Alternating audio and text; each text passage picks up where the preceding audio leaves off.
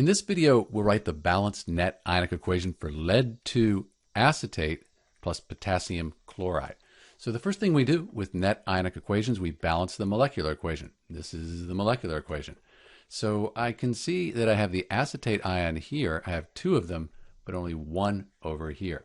So I can put a 2 in front of the potassium acetate, balances the acetate, 2 potassiums, put a 2 here, 2 chlorine atoms, lead, and then lead. That's the balanced molecular equation. Now we can write the state for each substance. That looks like this. Acetates are very soluble, so those are going to be aqueous, and compounds with potassium are very soluble as well. Lead-2 chloride, you have to be careful with lead compounds. This is slightly soluble. Some of it will dissolve, but not very much. So with net ionic equations, because it's slightly soluble, we say that it's a solid. That when this reaction takes place, the lead-2 chloride, most all of it falls to the bottom of the test tube as a solid.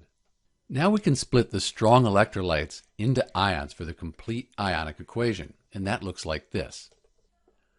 Once we have the complete ionic equation, we can cross out the spectator ions. They're on both sides. So we see right here we have 2 acetate ions in the reactants and 2 acetate ions in the products. Spectator ions, cross them out. 2 potassium ions, again in the products, 2 potassium ions. Spectator ions, we cross them out.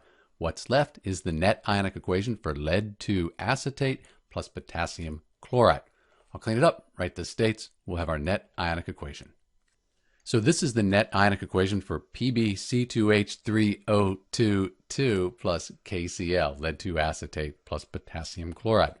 You can see the charges are balanced. We have a 2 plus here, 2 times 1 minus. That gives us 2 minus. So the charges add up to 0 here.